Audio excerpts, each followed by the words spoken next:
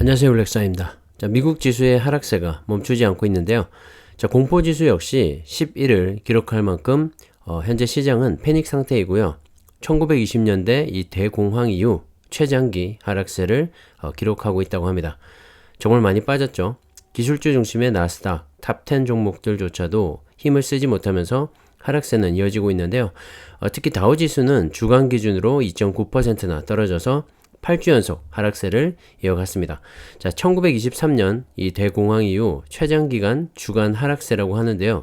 대공황이 도대체 언제적 얘기인가요? 정말 끝을 모르고 떨어지고 있는 지수인데 S&P 500 지수와 나스닥 지수도 만만치가 않죠. 주간 기준으로 각각 3%와 3.8%씩 하락하면서 7주 연속 하락세를 이어가고 있습니다. 2001년 닷컴 버블로 인해서 주가가 정말 폭락을 했었는데 그때 이후 최장기간 하락세라고 합니다. 하지만 중요한 건 아직 바닥이 어딘지 모른다는 건데요.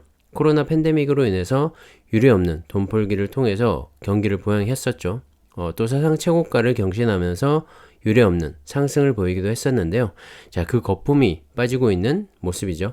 하지만 좀 심하다는 생각도 드는데 저는 개인적으로 1분기 실적 발표 후에 반등을 모색하지 않을까 생각을 했었는데 러시아와 이 우크라이나 간의 전쟁이 예상보다 길어지면서 원자재 가격이 꺾일 생각을 안 하고 있죠. 그 부담감이 차곡차곡 쌓여가고 있는 것 같고요. 결국 이런 것들이 기업들의 실적과 영업이익으로 이어지기 때문에 시장은 또 그런 점을 우려하고 있는 것 같습니다. 거기에 대해서 중국 역시 이 봉쇄 조치가 완전히 해제되고 있지가 않죠. 부분적인 재개가 시작됐다고는 하지만 이 경기가 바로 살아나는 것도 아니고 그래서 중국이라는 나라가 전 세계 경제에 미치는 이 영향력이 정말 대단하다는 걸 다시 한번 느낄 수가 있습니다. 시총 1위의 애플 역시 중국에서 생산되는 비중이 상당히 높기 때문에 이번 봉쇄 조치로 인해서 타격이 클 수밖에 없고요. 관련된 기업들의 타격도 불보듯 뻔하겠죠. 애플은 이번 봉쇄 조치를 계기로 탈중국을 모색 중에 있다고 하는데요. 인도나 베트남이 유력하다고 합니다.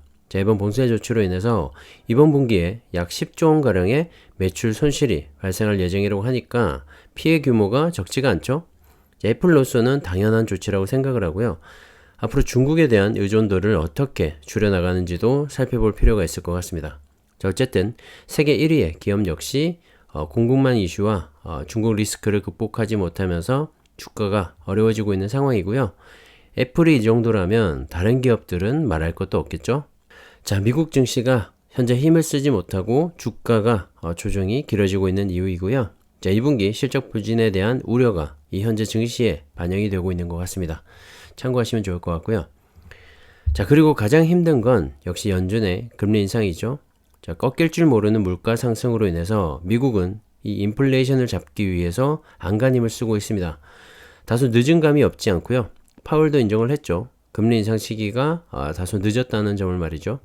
어쨌든 늦었기 때문에 좀 더 강력하게 추진을 해 나갈 수밖에 없을 겁니다.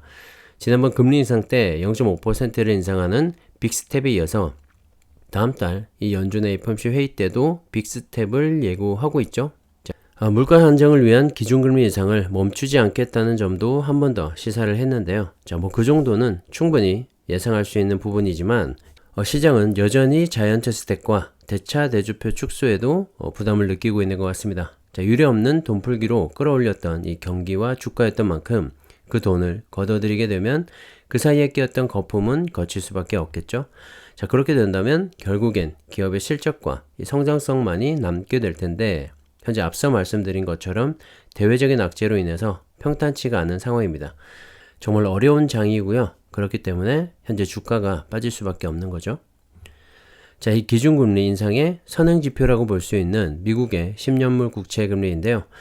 그나마 최근에 가파르게 올랐던 탓인지 다소 주춤하고 있는 모습입니다.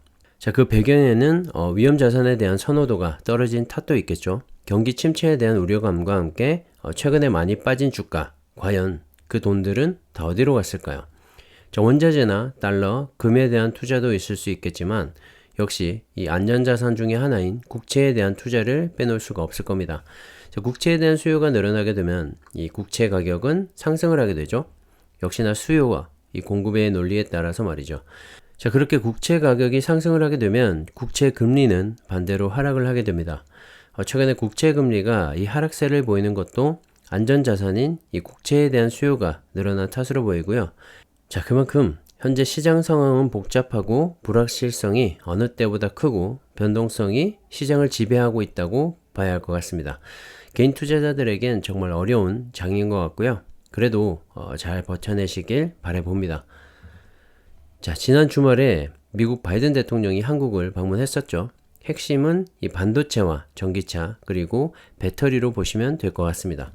자, 우리나라에서 현재 제일 잘하고 있는 거죠. 삼성전자와 현대차를 방문하고 미국 투자에 대한 선물도 받고 돌아갔는데요. 윈윈하는 거죠.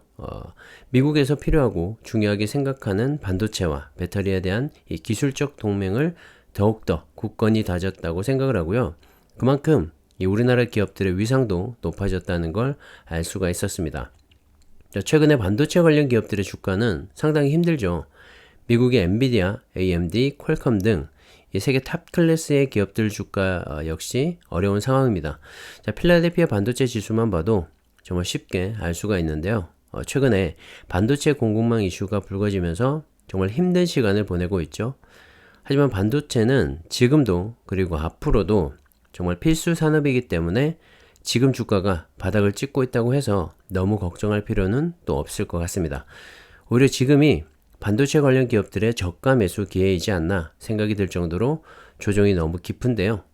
또 한번 이 오르기 시작을 하면 무섭게 오르는 주가이기 때문에 참고하셔서 투자하시면 좋을 것 같습니다. 자, 그리고 제가 생각하기에 지금 현재 가장 중요한 그리고 어찌 보면 반도체보다 더 중요하고 성장성이 클 것으로 기대가 되는 전기차와 2차전지인데요. 자, 이번 바이든 대통령 방문의 핵심이 아닌가 생각을 합니다. 자, 삼성은 반도체와 2차전지를 모두 공급하고 있죠. 바이든 입장에서는 정말 중요할 수밖에 없을 테고요. 한국에 도착하자마자 삼성전자를 방문했죠. 상징성이 있다고 생각을 하고 현대차 역시 미국의 전기차 공장에 대한 이 투자 계획을 발표하면서 바이든 행정부의 친환경 정책에 힘을 보태는 모습이었는데 새로운 이 전기차 공장이 지어지게 되고 캐펙스가 증가하게 되면 자연스럽게 함께 성장할 수밖에 없는 것이 바로 2차전지 배터리입니다. 자, 현대차가 이 정도로 미국 시장에 공을 들인다는 건 앞으로 이 미국 시장에서 전기차가 얼만큼 성장하게 될지를 한번 가늠해 볼 수 있는 지표라고 생각을 하는데요. 현대차의 미래 성장성 또한 기대가 되는 부분이지만 저는 그보다 2차전지 관련 셀 업체와 이 소재 부품 업체들에 대한 기대를 더 크게 하고 있습니다. 자, 현대차가 이번 바이든 대통령 방문으로 이 미국 투자 계획을 발표했지만 2차전지 관련 배터리 3사는 이미 2025년까지 북미에만 17조 원이 넘는 투자를 계획하고 있죠. 자, 전기차를 생산하려면 그 핵심 부품인 배터리에 대한 공급이 원활해야 하기 때문에 배터리 셀 업체들 역시 정말 발빠르게 북미 지역에서 캐펙스 확장에 나서고 있습니다. LG 에너지 솔루션은 10조 원 규모로 가장 크고 이어서 SK온이 6조 5천억 그리고 삼성 SDI가 1조 1,500억 원 정도로 투자 금액을 추정하고 있는데요. 자, 앞으로 이 투자 금액은 더 늘어날 수도 있겠죠. 자, 현재 전기차의 증가 추세에 따라서 정말 충분히 가능할 거라고 생각을 하고요. 2025년까지 캐펙스 확장에 따라 LG엔솔은 연산 201GWh, SK온은 150.5GWh, 그리고 삼성 SDI는 23GWh 규모로 생산 능력을 갖추게 될 것 같습니다. 자, 미국 에너지부에 따르면 2025년까지 미국 내 건설 예정인 대규모 배터리 생산 설비 13개 가운데 11개가 국내 배터리 3사의 몫이라고 하는데요. 투자가 예정대로 진행이 된다면 현재 미국 내 전체 배터리 생산 설비 중에서 10% 수준의 현재 설비 비중을 70%까지 확대할 수 있다고 하는데 정말 어마어마한 규모죠.